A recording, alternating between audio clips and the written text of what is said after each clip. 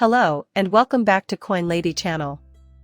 Community leader and XRP's head of social adoption, Edward Farina. Recently, Healthcare made the claim that Ripple's management team may have invented Bitcoin using old records as evidence. Is it possible that XRP, with its higher prices and increased liquidity, could be a more efficient payment vehicle? More importantly, why did Vitalik and not Aaron initially find XRP and Ripple Labs intriguing? Max Keiser, a famous Bitcoin maximalist, has suggested that XRP is centralized because of a 32-year-old patent. Should we agree with his assessment? Keep reading to find out the rest. If this is something that interests you, I highly recommend watching this brand new video right now. Welcome to our channel, where we discuss recent developments in the world of XRP and other cryptocurrencies. We'd like to extend a warm welcome to everybody who is checking out one of our videos for the first time. While responding to a report on David Schwartz, the CTO of Ripple, and his 1988 patent for a system with a concept similar to the XRP ledger, Farina made this bold remark. Edward Farina brought attention to the '88 patent, which was filed before Bitcoin was even conceived. It's worth noting that Schwartz, doing business as David Schwartz Enterprises Incorporated, patented this idea a full 20 years before Bitcoin's pseudonymous creator Satoshi Nakamoto did. It's important to remember that the XRP ledger, which was released 4 years after Bitcoin, is conceptually identical to the Bitcoin blockchain. In some respects, where the Bitcoin network falls short, the ledger has mastered payment principles. According to Farina, current Ripple leaders including CTO David Schwartz created Bitcoin as a proof of concept for a payment mechanism before launching the XRP ledger. An article purportedly written by Satoshi Nakamoto is cited as supporting Farina's assertions.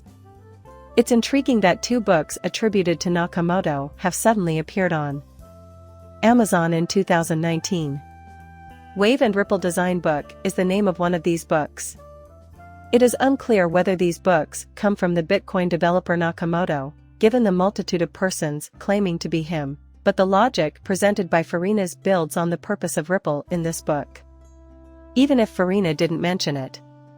Nakamoto's feedback on the first Ripple payment system built by Ryan Fulger, the mind behind the original XRP-L idea, is another possible catalyst for the argument that Ripple executives might have created Bitcoin. Fulger's Ripple P was introduced in 2005, a full 3 years before Bitcoin.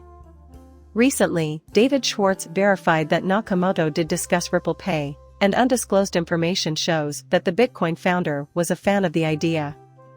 You may recall that Schwartz was among the XRP ELS architects that expanded upon Fulger's original Ripple Pay concept. David claims that the sole distinction between the XRP ledger and the original Ripple Pay system is the usage of a native cryptocurrency called XRP. Based on these details and the connections between these concepts, some supporters in addition to Farina have hypothesized that the creators of the XRPL were responsible for Bitcoin. However, neither Schwartz nor any of the other developers have ever made any such assertions publicly. Don't miss out on being the first to know what's going on with XRP. Subscribe to our channel and enable push notifications now. CryptoAry, a major voice in the XRP community, recently highlighted a statement from David Schwartz, Chief Technology Officer of Ripple, regarding the value of XRP when used to facilitate massive cross-border payments. CryptoAry referred to Schwartz's response to a Quora query on institutions allegedly wanting to keep the price of XRP low for payment transactions. She brought up questions or concerns about banks adopting Ripple and the ramifications for the XRP market price, emphasizing the idea that higher prices tend to correlate with increased liquidity, which means cheaper payments. Schwartz gave a thorough description of the mechanism at work. He stated that the possibility of banks wishing to keep the price of XRP low would not prevent widespread use of the cryptocurrency. According to Schwartz, a payment of $1 million will always require at least $1 million worth of XRP.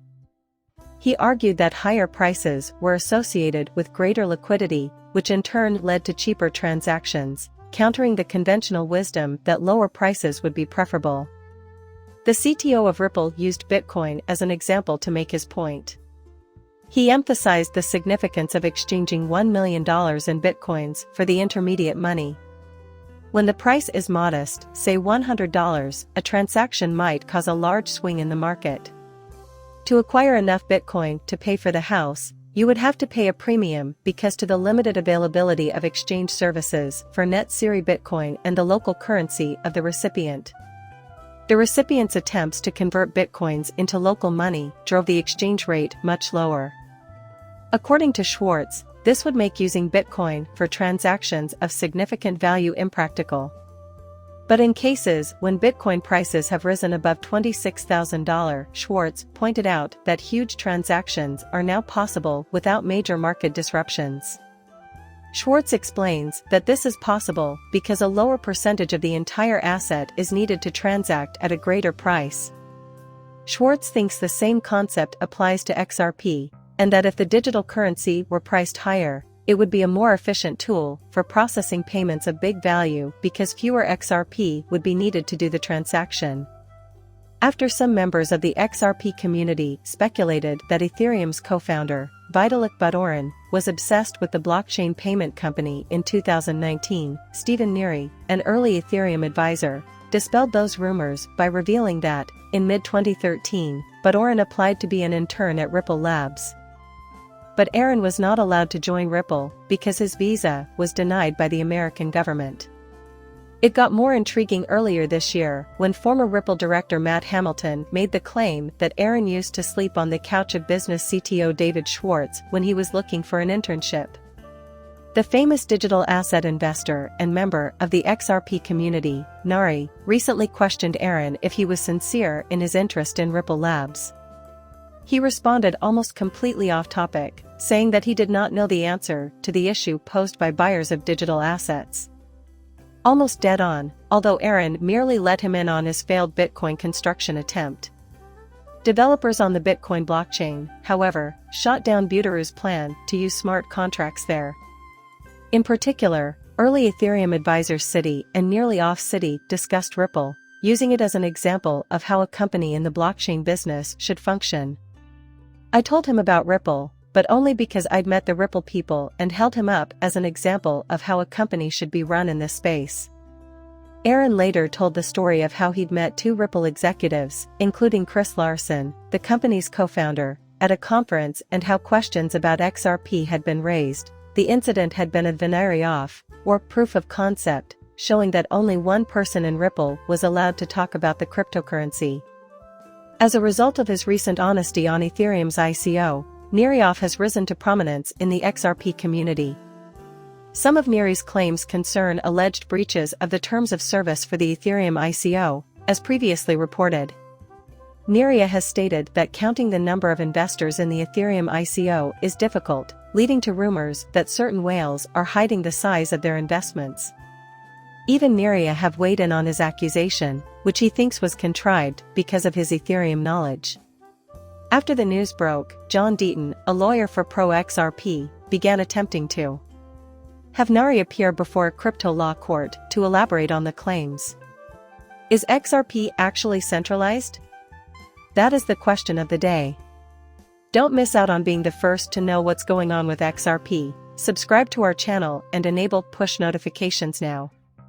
Bitcoin experts Max Keiser tonight, El Salvador's president, Keiser, posted a screenshot of a pen document on the X platform to spread false information about XRP, saying that it is controlled by a small group of people. The 1991 submission was a handwritten U.S. document. The letter included no reference to cryptocurrencies or blockchain technology, although it did list David Schwartz as Ripple's chief technology officer. Since Schwartz was listed as an inventor in the patent paperwork, Keiser used that to support his claim that XRP is controlled by a small group of people. In particular, the patented invention relates to a network of individual computers that operate in concert to complete a given task. It's possible they're talking about the blockchain, the decentralized database system that supports modern cryptocurrencies. Keiser's conclusion that XRP is centralized due to the patent has been met with backlash from the XRP community. Since the paper was submitted 32 years ago and XRP is just 12 years old, a former software developer at Ripple, Matt Hamilton, pointed out that the document had nothing to do with XRP. Bitcoin Maxi was asked by Hamilton, "If you had valid arguments, there was no reason to be dishonest." A second XRP supporter pointed out that the patent's abstract makes it obvious that it's about spreading work over numerous machines, but doesn't mention cryptocurrency at all. Additionally, several notable members of the XRP community highlighted the flaws in Kaiser's reasoning. They assumed Bitcoin maximalists would fabricate data for political gain. Meanwhile, former user Megaman refuted the centralization argument made about XRP by comparing it to the Bitcoin network. Someone commented that Bitcoin has a similar structure to XRP if the centralized feeling can be traced back to its creators, who took a big portion of the token for themselves. MetaGuy brought out how the Bitcoin's anonymous creator, Satoshi Nakamoto, set aside a large sum of Bitcoin for himself. How decentralized is Bitcoin if its creator, Satoshi Nakamoto, reportedly possesses 1.1 million coins worth approximately $28,732 million today? Now that MetaMan has asked the Bitcoin Maximizer, this film has come to a close. If you found it entertaining, please give it a thumbs up. Don't forget to sign up. See you later, bye.